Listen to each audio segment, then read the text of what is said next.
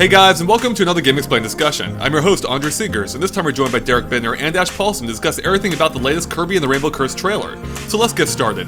Alright guys, so a new trailer came out right after Christmas in Japan for Kirby and the Rainbow Curse.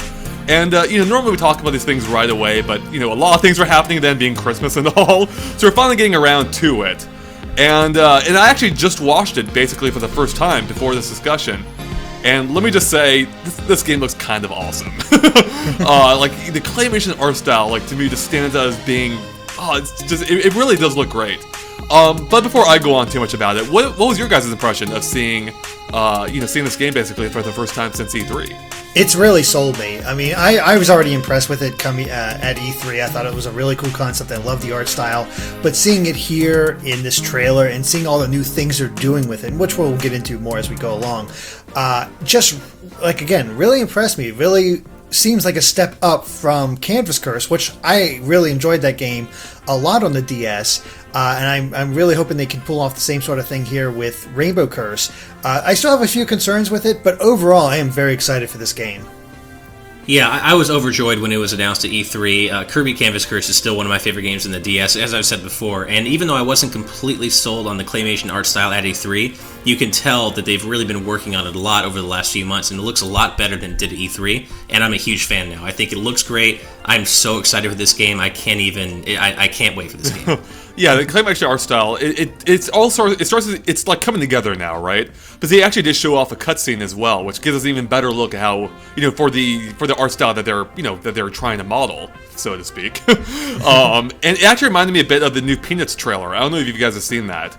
It's like a CG movie, but they're going for that claymation style look. And it's a very similar thing here. Kirby isn't completely round in this one. He's you almost see the smudge marks on him, right? From as if someone had modeled him, which is really cool. I think the thing that strikes me about it, I think it looks great, but it does give me a little bit of that Kirby and the Kirby's Epic Yarn vibe, where the art style was, I did like the art style in that game too, but also kind of tied into the slower pace of the game.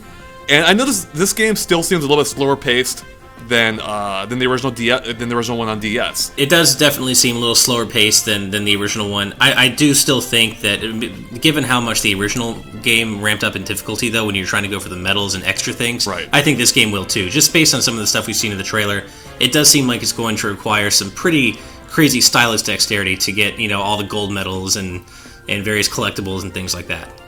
Oh yeah, totally. And it makes sense to have a slower pace too with the emphasis on multiplayer now, and they showed off more of that in the trailer. And I think that's a really actually unique idea.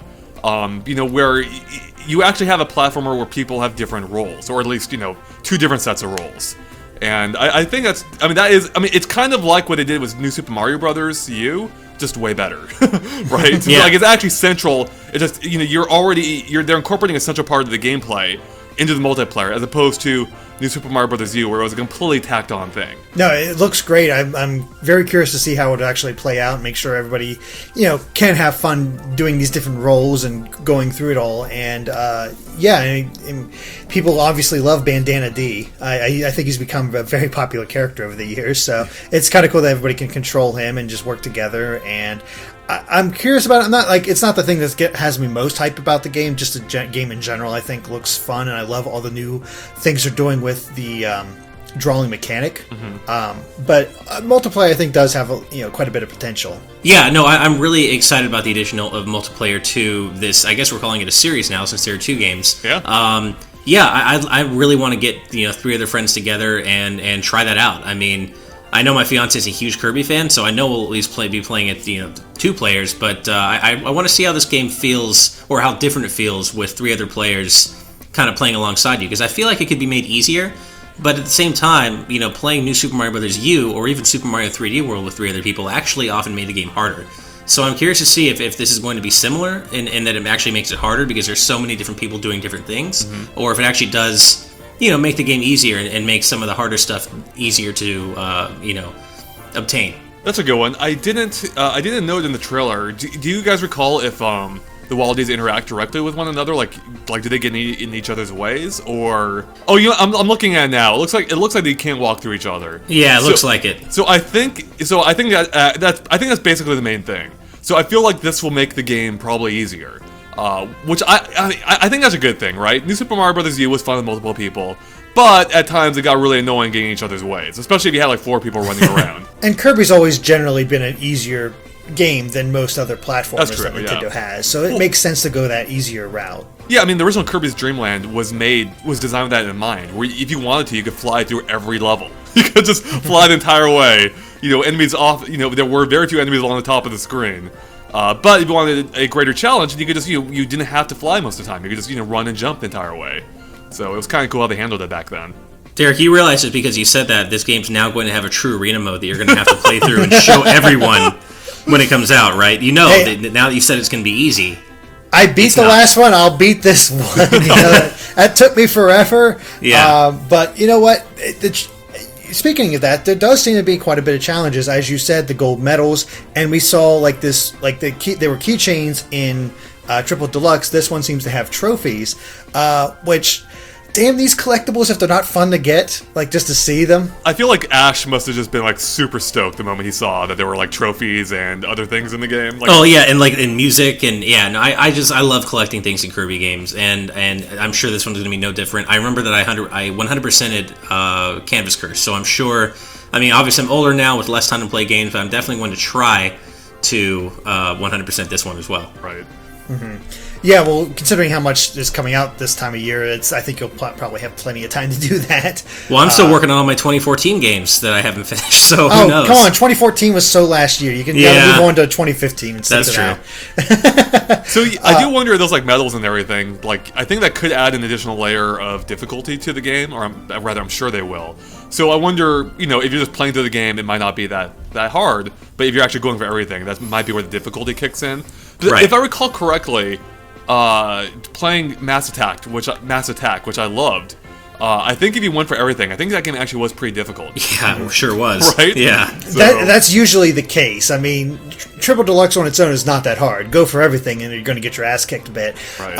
And then even Epic Yarn, everybody complained about how easy it was, but if you were trying to get all the jewels and get to the end, it wasn't that hard compared to a lot of other games. Mm-hmm. But there was still, that's where the challenge came in. Right. So it's really the collection and getting it up, which makes it even more appealing to people like me and Ash, who enjoy collecting that stuff, and I don't mind a bit more challenge in my platformers. So it really does hit that sweet spot. I'm just curious what those medals will do. I have a feeling like the keychains, the trophies that you collect will be completely separate from the medals. Mm-hmm. So you have to be 2 different aspects. So maybe the medals are just hidden throughout the levels, or maybe you actually use the gold medals to buy them, sort of like the old slot machine Turner thing in Smash Brothers Melee. That might be a good question for the analysis machine to answer. God damn you, Andre, for mentioning that. Good segue. Right?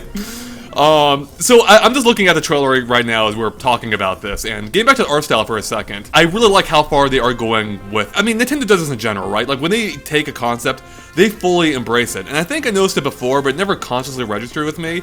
Looking at everything on the screen, including the HUD, all looks like it's made out of clay. Even the meter that shows you how much you can draw on the screen, it's very wiggly. It's not a straight line. It's made by hand as well.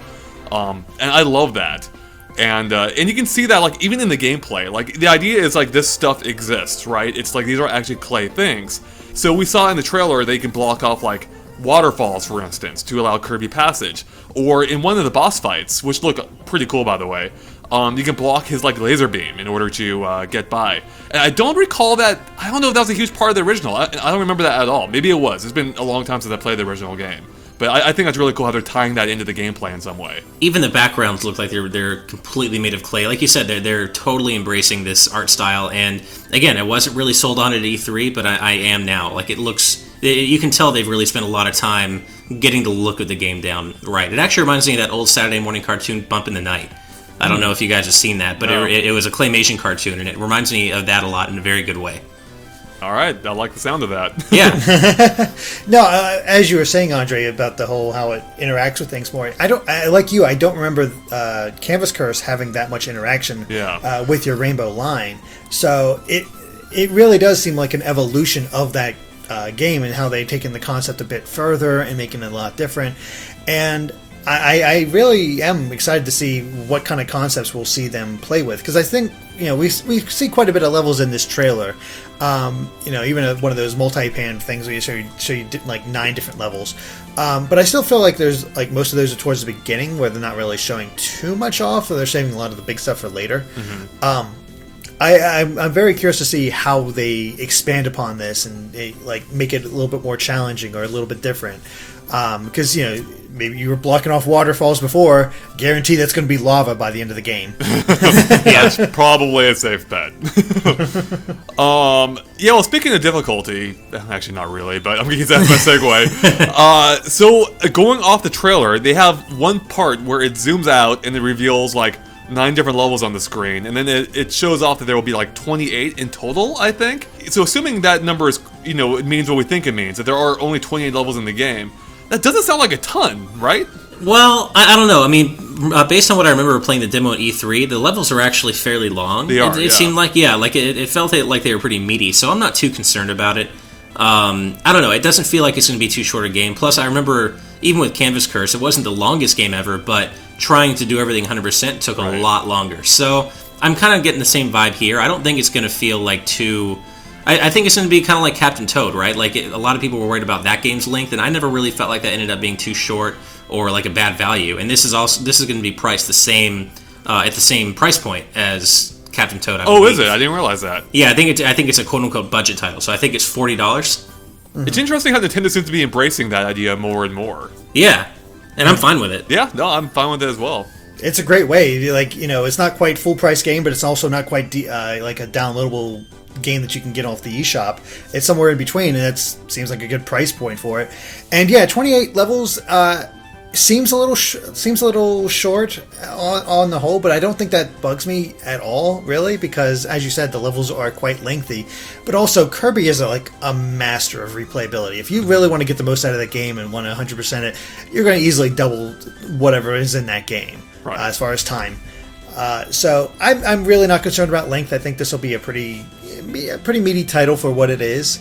And yeah, I'm still looking forward to seeing what it all contains and how it all works out, because I don't know, I'm even intrigued a little bit. Like, the story seems as simple as all get out, but it still seems like classic Kirby fare. Mm-hmm. Like, something happens, Kirby's called to action by some new character. Let's go kick the crap out of this new character, and we'll probably end up fighting Meta Knight and DDD along the way.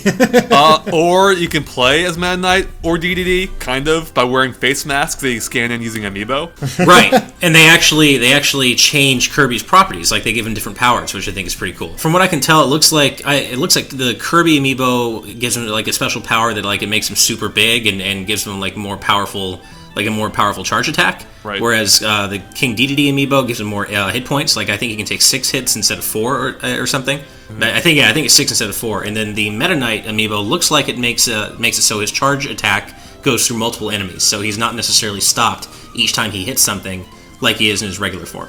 Right, I see. I'll have to take a closer look at what the Kirby one does, because I remember from the demo, Kirby could become supersized in that as well. Yeah, it's true, he could. So I'm not exactly sure from the trailer what the Kirby one does, but I know that it highlights that ability when it's showing off the Kirby amiibo. Maybe it shows up. Maybe it uses up less of the power, or something. That could be something like that. I will say it is. It's nice that they're actually adding some abilities and stuff that you get from these. But if I remember from Canvas Curse, you unlocked those characters as playable in that game, or DDD and Meta Knight and I believe Waddle Dee, and they all had their own properties as well. So, is this our first example of content that was in the original game being locked away behind an amiibo? Uh-oh. I wonder.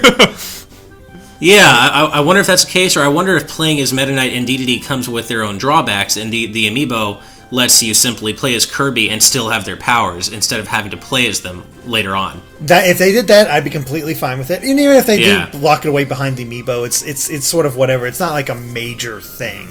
Yeah, it's not like you need. These aren't things you need to progress through the game.